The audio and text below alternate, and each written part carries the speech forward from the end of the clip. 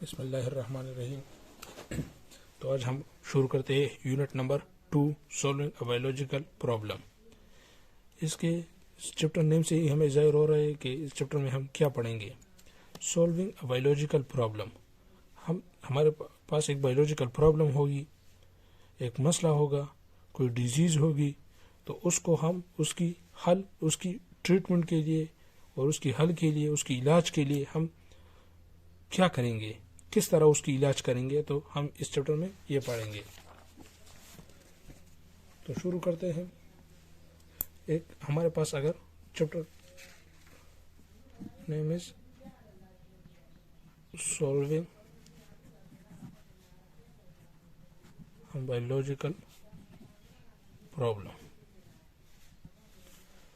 Solving a biological problem, इसमें हमारे पास कुछ स्पेसिफिक बायोलॉजिकल मेथड्स है, उसको हम फॉलो करेंगे और अगर हमारे पास जो प्रॉब्लम होगी उसकी ट्रीटमेंट के लिए, उसकी इलाज के लिए हम स्पेसिफिक बायोलॉजिकल मेथड अप्लाई करेंगे। वो बायोलॉजिकल मेथड क्या है? बायोलॉजिकल मेथड,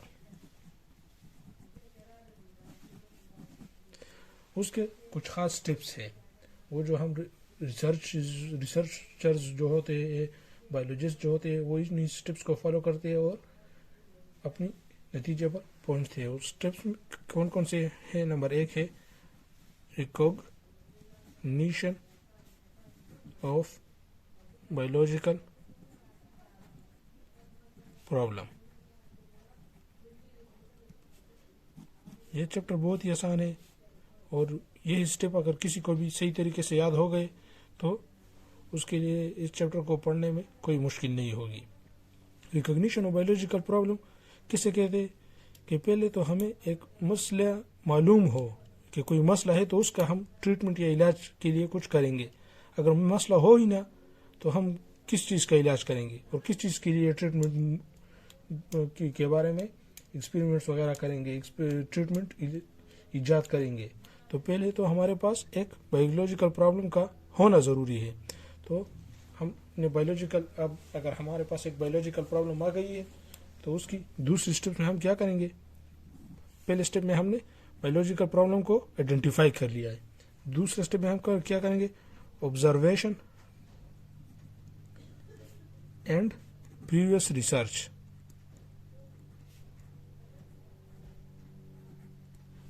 ऑब्जर्वेशन और प्रीवियस रिसर्च में हम क्या करेंगे? ऑब्जर्वेशन में हम 5 सेंसेस यूज करेंगे। क्या यूज करेंगे?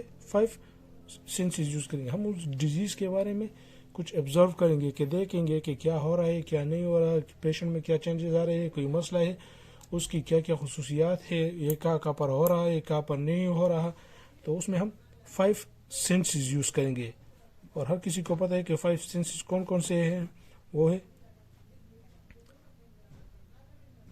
5 सेंसेस यूज करेंगे। वो है vision, hearing, smell, test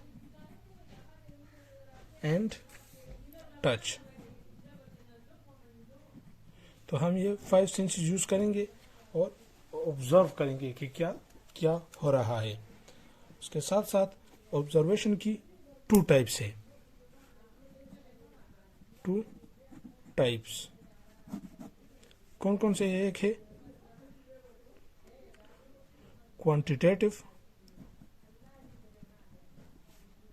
observation और दूसरा है क्वालिटेटिव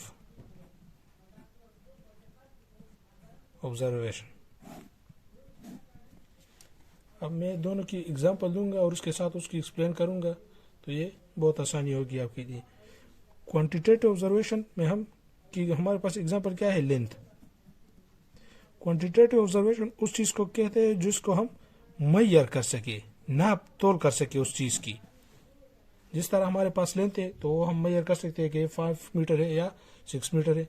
जिस तरह हमारे पास वेट है तो उसको हम मैयर कर सकते हैं, वो केजी में मैयर करेंगे, लेंथ को मीटर में मैयर करेंगे, किलोमीटर में मैयर कर सकते हैं। टाइम है हमारे पास, उसको हम सेकंड में मैयर कर सकते हैं, आवर्स में मैयर कर सकते हैं। तो उस चीज़ को जिसको हम मैयर कर सकते हैं उसको हम क्वांटिटेटिव ऑब्जर्वेशन कहेंगे। उसके साथ एग्जांपल लेंथ भी है। और इसको फर्स्ट पॉइंट है डील्स विद नंबर। ये नंबर के साथ हम डील करेंगे, मतलब 5 kilometre, 5 kg, 5 second, 10 second, 14 second, 14। इसमें कॉस्ट भी आता है, कॉस्ट भी इसकी एग्जांपल है। लेंथ इसकी एग्जांपल है। कॉस्ट कितना खर्च आया है, कितना खर्च आया है, 10 रुपये खर्च आया है, 1000 रुपये खर्च आया है, 100 रुपये खर्च आया है। तो उसमें ये सवाल जाते हैं। तो इसमें deals with number, basic points इसकी ये है और दे कैन बी मेजर्ड, और ये बाकी इसकी एग्जांपल्स है। इसमें यहाँ पर जो है क्वालिटेटिव में इसमें डील्स विद डिस्क्रिप्शन। इसको हम डिस्क्राइब करेंगे। इसमें हम ये नहीं कर सकते कि ये इतनी लेंथ है, इसमें ये है, क्वांटिटी इसमें नहीं है, इसको हम मेजर नहीं कर सकते। किस तरह, कलर, फॉर एग्जांपल कलर जो हमारे पास है, या स्मेल जो हमारे पास है, या टेस्ट। तो हम तो ये नहीं कर सकते कि ये कलर कितनी क्वांटिटी है, 5 मीटर कलर है या 6 मीटर कलर है। नहीं, हम तो ये कहेंगे कि ये सुर्ख है, थोड़ा सा सुर्ख है, थोड़ा सा सफ़ेद है, तो ये हम करेंगे। तो उसमें हम एग्जैक्ट फिगर पर नहीं जा सकते। स्मेल हम कहेंगे, हम स्मेल में किस तरह कहेंगे कि थोड़ा सा कड़वा है, दूसरा कहेगा कि नहीं नहीं थोड़ा कम कड़वा है। तो इसमें हम एग्जैक्ट फिगर पर नहीं जा सकते, और they can not be, they can't be measured. तो इसको हम मेजर भी नहीं कर सकते। तो उसमें हमारे पास कौन सा अच्छा ऑब्जर्वेशन होगा, इसमें क्वांटिटेटिव होगा, क्योंकि ये इसको हम मेजर कर सकेंगे और ये हमारे पास एग्जैक्ट फिगर होगी। क्वालिटेटिव उतनी एग्जैक्ट फिगर नहीं होगी, वो हर किसी की लिहाज से डिफरेंट हो सकती है। इसके साथ साथ तो ऑब्जर्वेशन में हमने क्या किया, ऑब्जर्वेशन में हमने चीज़ों को ऑब्जर्व किया कि क्या क्या हो रहा है, किस तरह नहीं ये चीज़ें। और उसके साथ हमने प्रीवियस रिसर्च भी देखी, नेट पर देखी, इंटरनेट पर और वगैरह बुक्स स्टडी की। और उसमें हमने देखा कि पिछले अदवार में इस जो हमारे पास जो मसला है उसके बारे में किसी ने तहकीक की है या नहीं की, कोई इलाज किसी ने दरियाफ्त किया है या नहीं किया। तो वो भी हम प्रीवियस रिसर्च भी देखेंगे उसके साथ साथ। उसके बाद जो थर्ड स्टेप इसमें हमारे पास आता है वो है हाइपोथेसिस।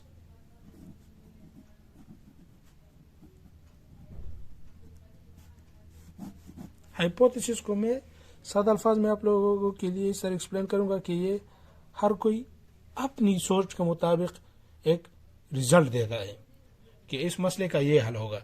दूसरा साइंटिस्ट कहेगा कि इस मसले का ये हल हो सकता है, तीसरा साइंटिस्ट कहेगा कि इस मसले का ये हल हो सकता है। इसको पॉसिबल आंसर भी कह सकते हैं कि हो सकता है टू द प्रॉब्लम। और इसके साथ साथ एक दूसरा लफ्ज बुक में यूज हुआ है tentative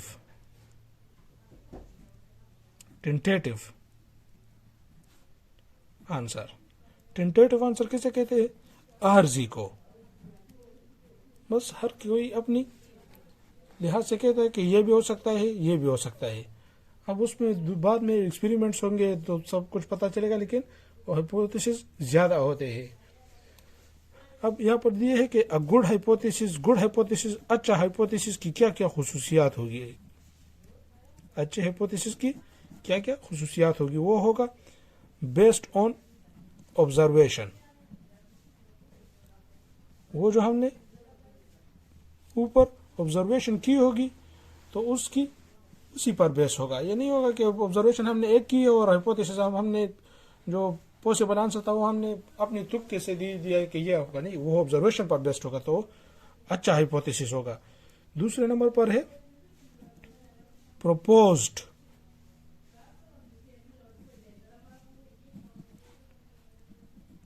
statement to answer the problem. अब जो हमारे पास प्रॉब्लम होगी तो उसके लिए तकरीबन ये एक आंसर हो सकता है, तो वो गुड हाइपोथेसिस होगा। थर्ड नंबर, वो हाइपोथेसिस टेस्टेबल हो तो वो अच्छा हाइपोथेसिस होगा। टेस्टेबल मतलब अगर हम उस पर एक्सपेरिमेंट करें, टेस्ट करें और वो टेस्ट करने के काबिल हो, मतलब इससे नहीं हो कि तुक्के से आंसर दिया है कि ये मसला है और उसके हमने बिल्कुल तुक्के से एक आंसर दिया, उस पर एक्सपेरिमेंट भी ना हो, तो वो गुड हाइपोथेसिस नहीं होगा। एक्सपेरिमेंट किस तरह होगा वो इसके बाद हम आप पढ़ेंगे।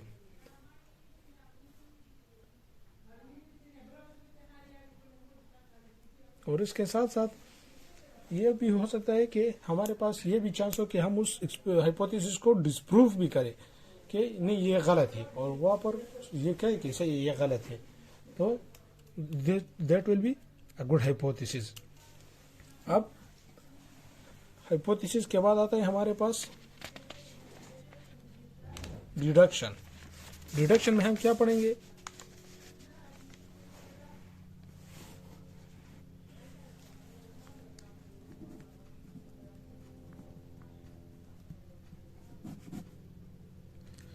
डिडक्शन में हम ये पढ़ेंगे कि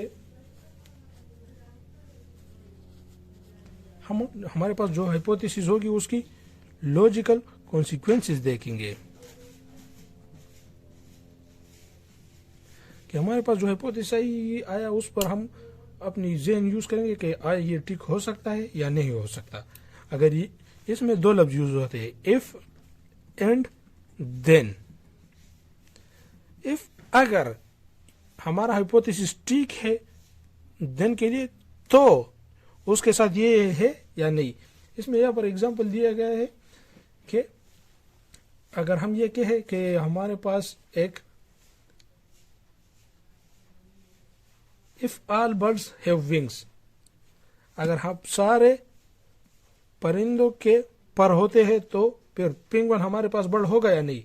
जी बर्ड होगा। क्यों? क्योंकि उसके भी पर है। तो इसी तरह अगर हमारे पास ये आ जाए कि अगर डिडक्शन में हाइपोथेसिस हमारे पास ये आया है कि all plant cells have a nucleus, के प्लांट सेल में जितने भी सेल्स, प्लांट में जितने भी सेल होते हैं वो उसमें न्यूक्लियस होता है, तो फिर उसकी डिडक्शन क्या होगी? तो उसकी डिडक्शन ये होगी कि अगर if all plants have nucleus then फिर हम एक प्लांट को लेंगे, हम फॉर एग्जांपल ग्रास को लेते हैं, then the grass blade will have also nucleus, तो उस ग्रास में भी फिर न्यूक्लियस होगा, तो वो हम उसको ठीक मानेंगे। अगर इस तरह नहीं हो कि अगर if all plant cells have nucleus, यहाँ पर न्यूक्लियस है और ग्रास में न्यूक्लियस ना हो, तो फिर हमारा हाइपोथेसिस गलत साबित होगा। तो इसी तरह ये हो गई हमारे पास डिडक्शन। डिडक्शन के आगे जाएंगे हम एक्सपेरिमेंट। सबसे इंपॉर्टेंट पार्ट जो इसमें है उसमें एक्सपेरिमेंट्स है। अब हमारे पास जो हाइपोथेसिस थी हम उस पर एक्सपेरिमेंट्स करेंगे और उसको चेक करेंगे कि आया ये ठीक है या गलत है। अगर गलत होंगे तो हम उसको रिजेक्ट करेंगे हाइपोथेसिस को, अगर ठीक है तो हम उसको रख लेंगे और उसको कंफर्म। हमारे पास ये एक्सपेरिमेंट हम कंफर्मेशन के लिए करते हैं ताकि हमारे पास एक चीज कंफर्म हो। हाइपोथेसिस तो हमारे पास आर्जी रिजल्ट थी, हर किसी ने कहा था कि ये हो सकता है ये हो सकता है, लेकिन एक्सपेरिमेंट में हमारे पास कंफर्मेशन आ जाएगी कि हाँ ये कंफर्म हो गई है, ये जो बीमारी थी हमारे पास या जो ये मसला था उसका यही इलाज है और यही उसका हल है। एक्सपेरिमेंट में हमारे पास दो ग्रुप्स होते हैं, टू ग्रुप्स होते हैं। टू ग्रुप्स कौन कौन से होते हैं? एक होता है एक्सपेरिमेंटल ग्रुप और एक होता है कंट्रोल ग्रुप। एक्सपेरिमेंटल और कंट्रोल ग्रुप में हम सादा अल्फाज में और फिर एग्जाम्पल के साथ दोनों के साथ मैं समझाऊंगा। एक्सपेरिमेंटल ग्रुप हम उसको कहते हैं कि हमारे पास जो चीजें हैं और उस पर हम एक्सपेरिमेंट कर रहे होते हैं तो उसको हम एक्सपेरिमेंटल ग्रुप कहेंगे। फिर उसी चीजों के मुताबिक उसी चीजें मगर अलग को हम एक साथ रखेंगे और उस पर हम एक्सपेरिमेंट नहीं करेंगे और फिर एक्सपेरिमेंटल चीजें को और उन चीजों को कंपेयर करेंगे दोनों के एक साथ। तो जिस चीजों पर हम एक्सपेरिमेंट नहीं करेंगे तो उनको हम कंट्रोल ग्रुप कहते हैं। किस तरह? अब हमारे पास दो पौधे हैं, दो गुलाब है और उसमें हमने फाइंड करना है कि कार्बन डाइऑक्साइड का क्या रोल है फोटो प्लांट के उगने में। तो हम यहाँ पर भी एक गुलाब लेंगे और यहाँ पर भी एक गुलाब लेंगे। अब इस गुलाब के को हम सॉइल भी प्रोवाइड करेंगे, टेम्परेचर भी सही प्रोवाइड करेंगे, उसके साथ साथ जो भी उसके साथ जो चीजें उनको चाहिए होगी वो हम प्रोवाइड कर देंगे।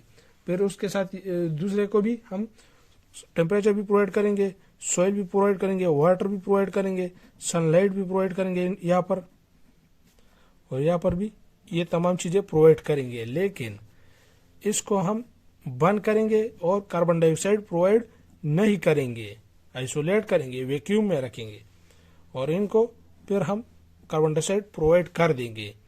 तो इस पर हम एक्सपेरिमेंट करें, और ये तो नॉर्मल प्लांट है, क्योंकि उनको साइड सब कुछ मिल रही है और उनको कार्बन डाइऑक्साइड भी मिल रही है, आमतौर पर भी ये चीज़ें उनको मिल रही है गुलाब को, तो ये आम हो गया।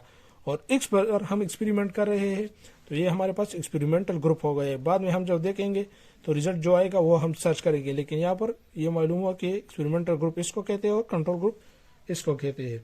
फिर उसके बाद जो लास्ट स्टेप है हमारे पास वो है conclusion and reporting. Conclusions and reporting. Conclusion हमने नतीजा निकालना है। नतीजा हमने निकाल लिया कि ये मसला था हमारे पास, हमने ये स्टेप्स कर दिए, और अब इसका थ्रू एक्सपेरिमेंट हमने ये कंफर्म किया है कि इस मसले का ये हल है।